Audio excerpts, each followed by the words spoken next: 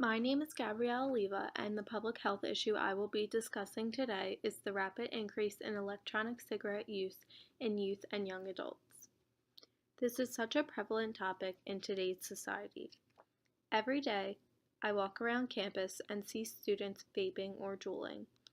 I'm sure there are members in this class who participate in e-cigarette use, who have their own device, who have a friend or know someone who has done e-cigarettes or has succumbed to peer pressure and feel as though they need to participate in e-cigarette use just to fit in.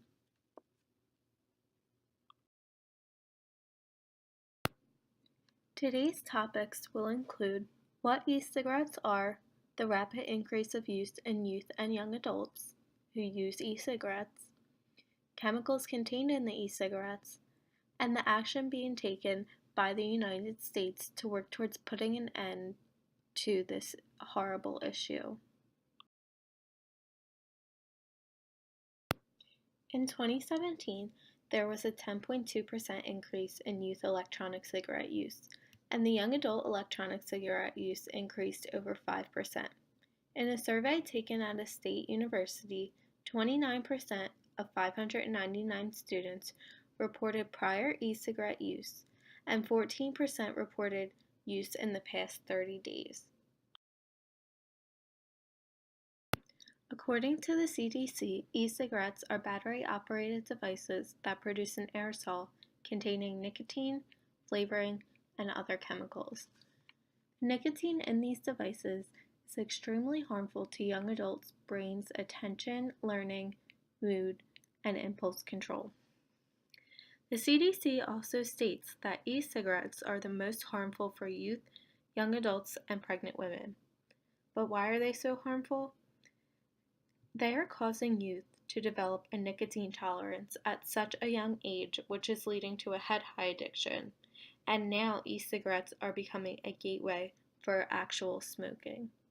Down below is a picture of common e-cigarette devices, such as pipes, e-cigars, Juuls, vapes, and anything that can hold a vapor, flavoring, and the nicotine and appropriate chemicals. Here is a chart from the National Institute of Health as evidence to prove how e-cigarettes have become a gateway to smoking.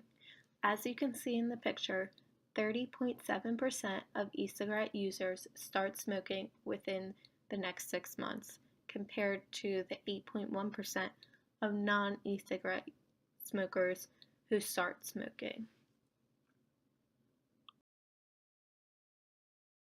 Marketing companies now target youth and young adults because they know they are the most susceptible and most likely to give in to purchasing them.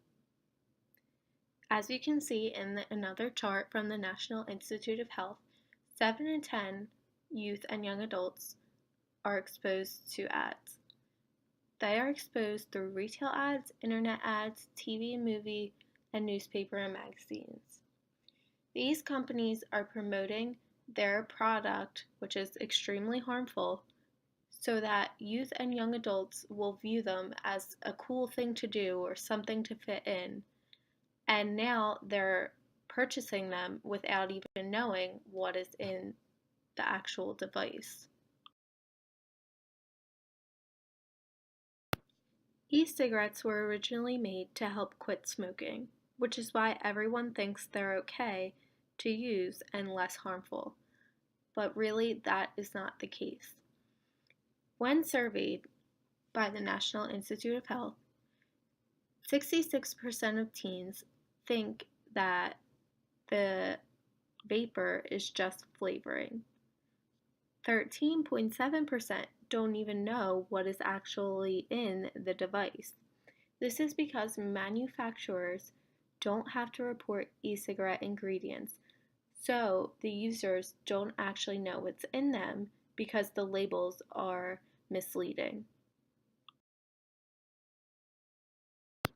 I now have a video from a CBS News report about teen exposure to toxic chemicals and what it is doing to harm them. New research shows teens who use e-cigarettes could be exposing themselves to toxic chemicals. Kenneth Craig has more. More and more teenagers have been trying e-cigarettes. Now a new study in the journal Pediatrics shows teens who use them are exposed to significant levels of chemicals that could potentially cause cancer, also found in traditional cigarettes. Acrolein is so toxic that it is used in chemical weapons. Acrylonitrile is another chemical that's found in this study. If you breathe it in, it will irritate your lungs. It also is possibly related to brain cancer and breast cancer. Teens who used e-cigarettes had 3 times the amount of toxic chemicals compared to teens who didn't use them. Among teens who used both traditional and e-cigarettes, those toxic chemical levels were up to 3 times higher than in only e-cigarette users. E-cigarettes are so popular that they're now the most commonly used form of tobacco among teens in the United States.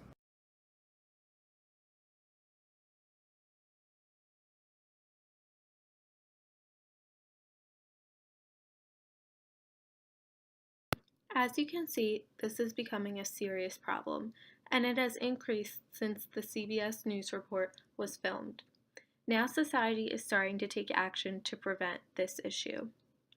The FDA has filed a new youth tobacco prevention plan that will allow for lab turnovers of e-cigarette products and a full investigation of the harms that are leading to the brain damages. This suit is where the FDA will go in and overturn labs to really investigate the harmful chemicals that are being put into these products.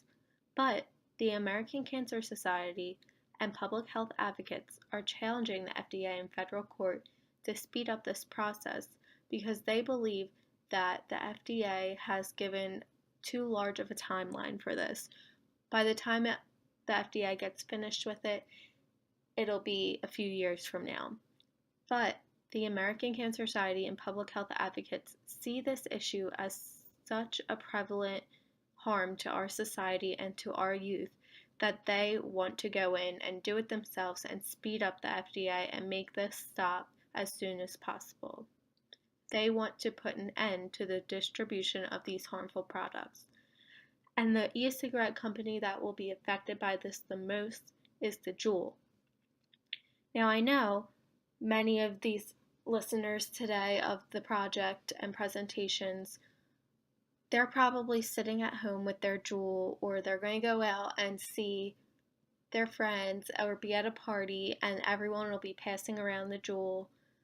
But sooner or later, the Juul will have serious consequences and they won't be able to produce their product like they normally do. And one step being taken is that Juul in the next few months will stop selling flavored pods, which are the pods that you put into the Juul with the vapor and the chemicals and the flavoring. They will not be making them flavored, so they're less appealing to kids and teens. Some possible solutions to put an end to e-cigarette use, especially for youth and young adults, should be that companies need to be required to incorporate every chemical they use in the making of the e-cigarette on the label so consumers know what they are buying into and the harms that it could cause them. Youth and young adults also need help to become more educated on this topic.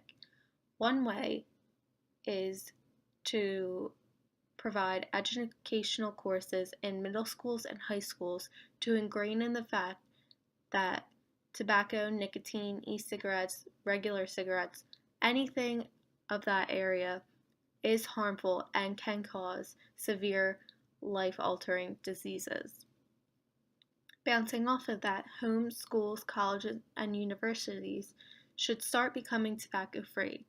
I know that many of them have in the buildings, but such as Westchester, we still have smoking areas across campus, and some of them are right outside dorm buildings, so that's not really helping the issue. Also, as a society, we need to put an end to normalizing e-cigarette use. I know everyone thinks that it's okay to go out to a party and start drinking and then oh yeah, we can all start smoking, but that's not the case. That is just harming your body even more. And everyone needs to become aware of this topic so we can start putting an end to it and stop harming the youth and the young adults and making them feel pressured into smoking. To review, electronic cigarettes are now a gateway for teen smoking. This is a new addictive epidemic that is seen most in college-age students and youth. The dangerous carcinogenic chemicals that are unknown to consumers that are actually in the vapor are causing brain deficits in young adults.